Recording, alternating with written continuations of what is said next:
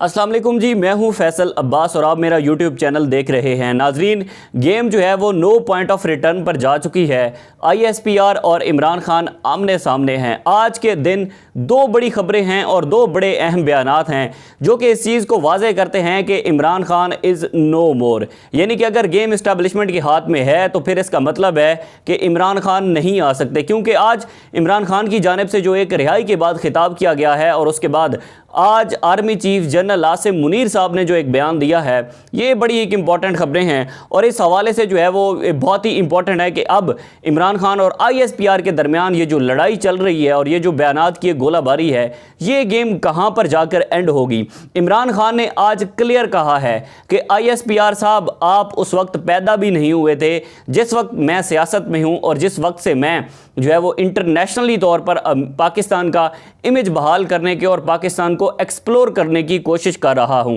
मैंने एक इंसान को डर्टी हैरी कहा है, क्या मैं दहशत गर्द हो गया हूं? ये अल्फाज थे इमरान खान के। इमरान खान ने जो है वो आज रिहाई के बाद अपना पहला खिताब किया है, लेकिन उससे पहले जानना बहुत ज़रूरी है कि जो ISPR की जानिब से आज एक स्टेटमेंट आई है जिसमें ISPR ने जो है वो जितने भी एक हमले किए गए हैं, जब इमरान खान को गिरफ़्तार किया गया था तो गिरफ़्तारी के बाद जो है वो आज जो आर्मी चीफ़ साहब हैं उन्होंने पेशावर का दौरा किया और वहाँ पर उन्होंने खिताब किया। आर्मी चीफ़ के अल्फाज क्या थे वो मैं आपके सामने रखता हूँ, उसके बाद आपको अंदाज़ा होगा कि लड़ाई कितनी शिद्दत इख्तियार कर चुकी है। आर्मी चीफ़ साहब ने कहा कि आर्मी तनसीबात पर मज़ीद हमलों को बर्दाश्त नहीं किया जाएगा। यानी कि ये जो एक ट्रेंड बनाया जा रहा है कि PTI की जानिब से जो कोर कमांडर के घर पर हमला किया गया और उसके बाद जो पेशावर के अंदर हमले हुए, मियाँ वाली जो एयरबेस पर हमला हुआ, इन तमाम के किसी भी सूरत में इन हमलों को बर्दाश्त नहीं किया जाएगा। उसके बाद आर्मी चीफ ने कहा कि अमन व इस्तेकाम के अमल को ख़राब करने वालों के लिए कोई गुंजाइश नहीं होगी। यानी कि जनाब अब इमरान खान इज़ नो मोर, यानी कि कोई गुंजाइश नहीं है आपके लिए।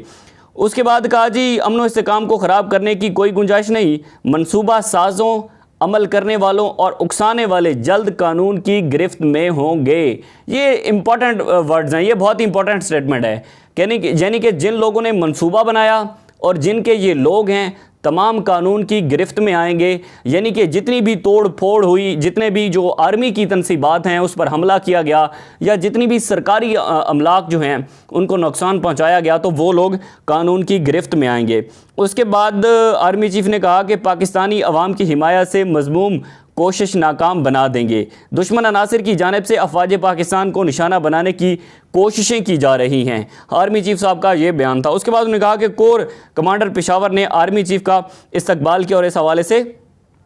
आर्मी चीफ साहब ने जो है वो सिक्योरिटी के हवाले से ब्रीफिंग दी और इंसदाद दहशतगर्दी मुल्क के अंदर जो है उस हवाले से भी ब्रीफिंग आर्मी चीफ की जानिब से दी गई। लेकिन उसके बाद जो इमरान खान ने खिताब किया है, इमरान खान ने धज्जियाँ उड़ा दी हैं और उसने ISPR और आर्मी को साफ वाज़े पैगाम दे दिया है कि आप लोग उस वक्त जो है वो पैदा भी नहीं हुए, तब इमरान खान ने मुल्क का नाम रोशन किया। इमरान खान के ये अल्फाज थे कि आपने मुझे दोगला कहा, DG ISPR साहब, मैंने मुल्क का नाम रोशन किया, इंटरनेशनल मीडिया पर पाकिस्तान के लिए खड़ा हुआ, एक ऑफिसर के ख़िलाफ़ मैंने बयान दिया और उस पर आपने जो है वो मुझे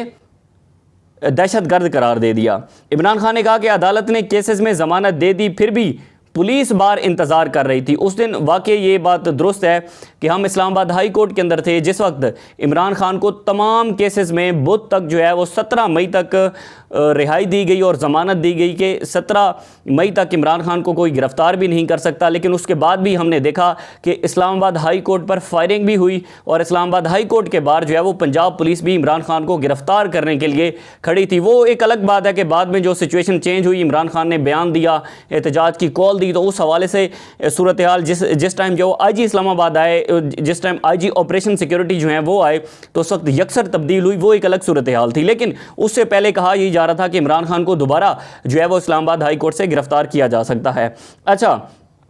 उन्होंने फिर कहा कि जमहूरियत को अब तक बचाने वाली अदलिया है, अदलिया पर यह माफिया हमला आवर हुई है, इसलिए कौम अदलिया के साथ खड़ी है। بہت ساری باتیں کی جا رہی ہیں چیف جسٹس عمر عطا بندیال کے حوالے سے بھی کہ عمران خان کو انہوں نے سپریم کورٹ طلب کیا اور اس پر جو ہے وہ ضمانت دے دی، اس کے بعد وہ اسلام آباد ہائی کورٹ میں پیش ہوئے تو وہاں پر بھی ضمانتوں کے ڈھیر لگائے گئے عمران خان کے لیے۔ ظاہر ہے اب جب اگر عدالتیں نہیں ہوں گی، اگر آپ عدالتوں کے پاس نہیں جائیں گے، اگر عدالت سے انصاف نہیں ملے گا تو پھر جرائم میں اضافہ ہوگا۔ اچھا، عمران خان نے کہا کہ ہماری جمہوریت ایک چھوٹے سے دھاگے سے لٹک رہی ہے، مافیا لفظ استعمال کر رہا ہوں کیونکہ ان کو ملک کی فکر نہیں، بس اپنی کرسی کی فکر ہے۔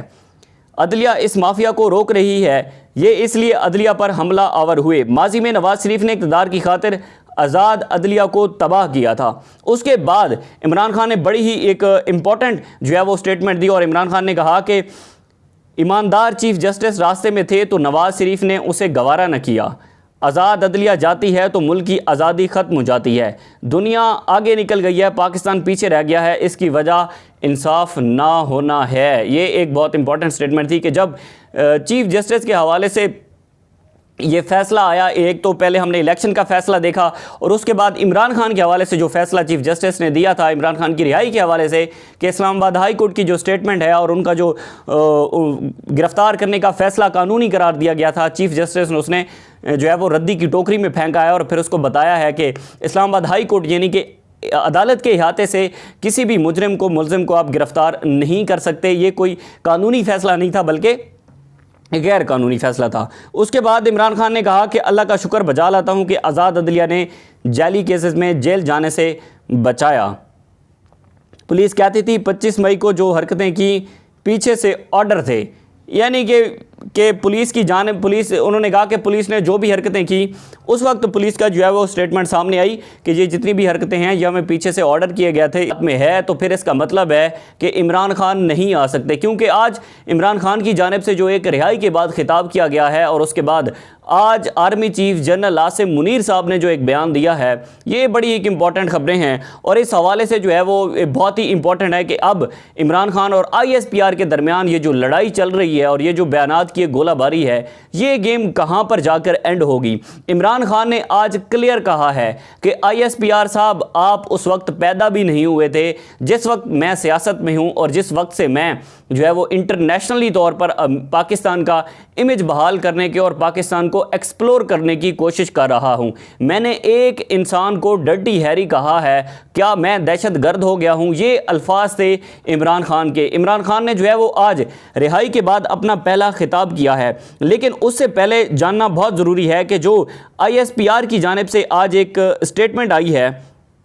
جس میں ISPR نے جو ہے وہ جتنے بھی ایک حملے کیے گئے ہیں، جب عمران خان کو گرفتار کیا گیا تھا تو گرفتاری کے بعد جو ہے وہ آج جو آرمی چیف صاحب ہیں انہوں نے پشاور کا دورہ کیا اور وہاں پر انہوں نے خطاب کیا۔ آرمی چیف کے الفاظ کیا تھے وہ میں آپ کے سامنے رکھتا ہوں، اس کے بعد آپ کو اندازہ ہوگا کہ لڑائی کتنی شدت اختیار کر چکی ہے۔ آرمی چیف صاحب نے کہا کہ آرمی تنصیبات پر مزید حملوں کو برداشت نہیں کیا جائے گا، یعنی کہ یہ جو ایک ٹرینڈ بنایا جا رہا ہے کہ PTI کی جانب سے جو